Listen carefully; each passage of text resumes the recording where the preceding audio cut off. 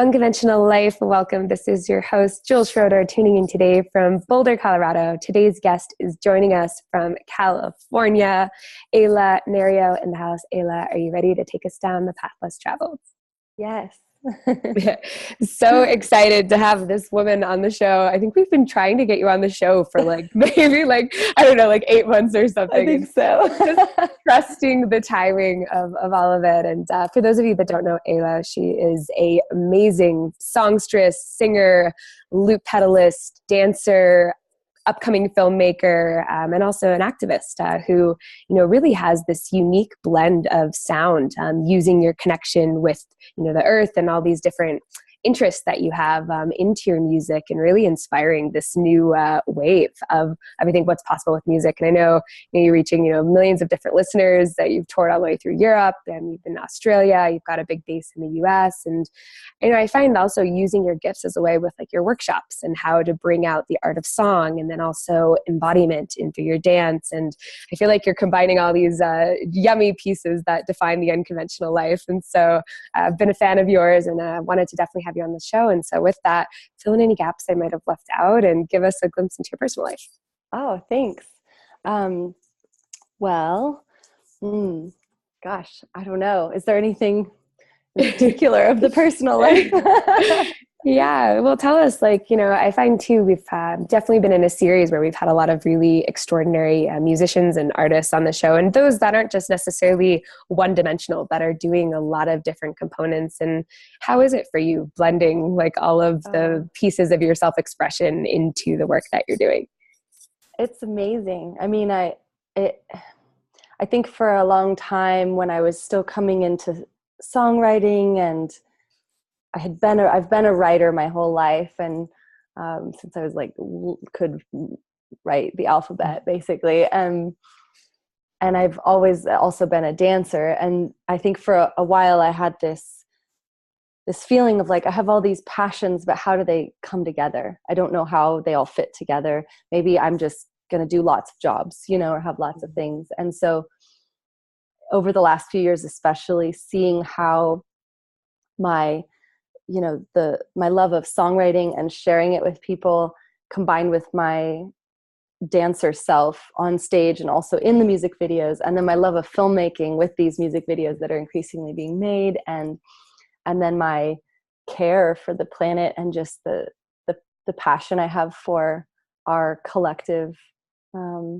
evolution and awakening as humans, and remembering our deep remembering of our place on this planet, and our relationship with all life, and then also my teacher self. I've always kind of felt comfortable in that role, in a way, facilitating. And so the workshops that I do are sort of the behind the scenes of the songwriting, and the behind the scenes of just helping people feel empowered to then create on their own.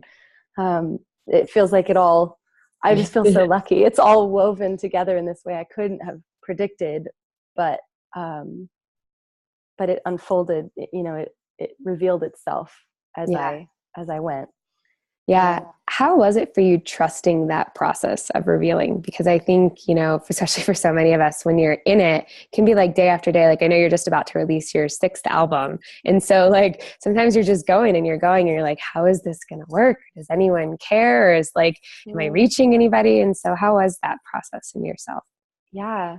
It's definitely taken a lot of surrender. I definitely have had countless moments on my journey where I didn't trust, where I felt I wanted to make something happen, or I'm trying over here, or I want this to look this way, the way we think it's going in a direction, we want to help it along, or try and I don't know, a lot of old high school stuff that I had to encounter around external validation and being seen and all of that. And at the same time being afraid of being seen and all of those things. And just, it's such a complex journey. And it really, like you said, is the word is trust. And it's taken a whole lot of trust. And there was a point actually just about a year ago where I sort of had to like release everything. It was almost exactly a year ago, a little less.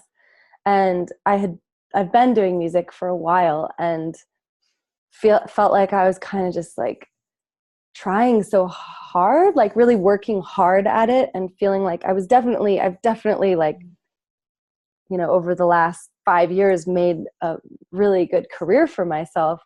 But I think that my system is like bigger than what was happening, like the visions I have and what wants to be created. And so I felt like this push-pull thing. And I really just, about a year ago, I totally released a lot of dreams.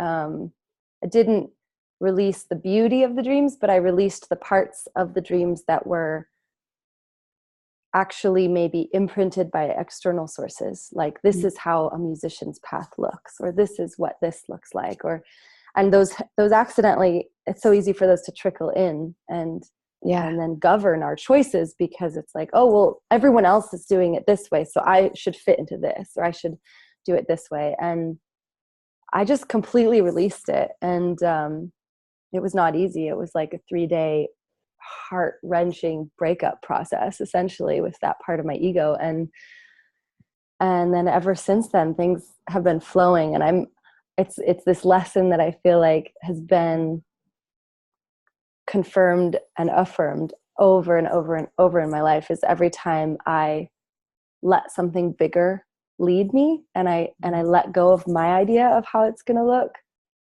and really release that, which is hard, then everything flows. And whenever I'm trying, it's like the creative energies are like, no, not like this. We're not doing it like this. So yeah, just in the last 6 months, my whole team just arrived. It was like the universe was like, oh, you've asked for this for 3 years. Like, here you go. Here's the whole team. And now things are like really moving. And I feel like I'm just releasing every day now, like more and more and more. It's an amazing thing, that balance of having a vision and then letting go of the attachment. Yeah, absolutely. And I think even, the art of releasing, and I call it even declaring certain pieces complete, along the way. Yeah. And, there you are, you're, 5, 4, 3, however many years into this career, like really building, all the pieces. And then to hit a point of like, an inflection point is maybe also how I describe it, where it's like what maybe conventional wisdom or the shoulds. And I think so many of us can relate to this. This is how it should look. This is what you should have. And then also tuning in, it sounds like, well, what do I want? And if I get to choose how it goes, what actually feels right for me? And that process, I find is like universal. Like so many of us can go through it. How did you slow down enough to give yourself that space? And for someone that's hearing this right now, that's like, okay, Ayla, I'm in this, place right now. Like I'm feeling like something's time to let go, but I don't know, I'm afraid to let go. And how do I let go? And like, just give us a little bit of your perspective on that and any advice you could give. Wow. It's so hard. That's the first thing. It's like acknowledging how hard it is to like, and yet so easy. That's the interesting thing about letting go of those things, is that it's really just our mind. It's just that choice. It's like a commitment in our mind to just release that thing that maybe, I think it's also matters what we're letting go of, like having the discernment of what is not actually energetically in alignment with our path, and it's really just like each person's intuition has to tune into that. It feels, but yeah, for me, what it looked like was giving myself full permission to grieve. Like I literally was like grieving for 3 days, and just letting, and this was like a really deep version of letting go. Like there was a lot of like built up stuff that had happened. But even on a smaller level, like allowing ourselves to feel all the feelings that might come up, like tightness or fear or whatever it is, and really allow that process. It helps that energy move. So good. And just like that, our minds are so powerful, and it really is also that easy that we just choose. Yeah.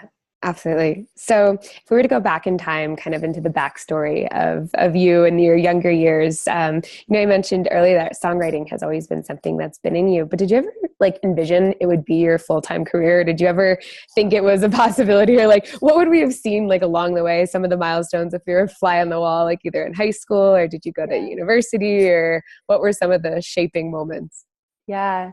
Well, I danced and I actually did make chord progressions on the piano. I loved playing the piano growing up, but I never contemplated being a musician ever. It was a thing my older brother did. I have two older half siblings that are quite a lot older. So my younger brother and I were like the babies, and they were older, and he did music. And then my younger brother started doing music, and I was like, cool, they're all doing that. I Mhm. want to be a filmmaker. That was like when I was 12, I was like, I'm going to be a film director, and I'm going to work with this. I'm going to collaborate with Steven Spielberg. And I just had like dreams. And so dancing and filmmaking were my things. I never thought about making music. And I actually was afraid of singing. A lot of people don't know, but I was terrified of singing growing up through my early adolescence, through high school, all the way into college. Wow. Terrified of it. And it was a total irrational fear. I had a friend who is tone deaf, and so I would hear her singing and then I worry that maybe I'm tone deaf and no one's telling me. So it was just one of those things that just got put in there, and I just decided to not sing. And so when I hit college, I went to, oops, still got me? Uh, yep.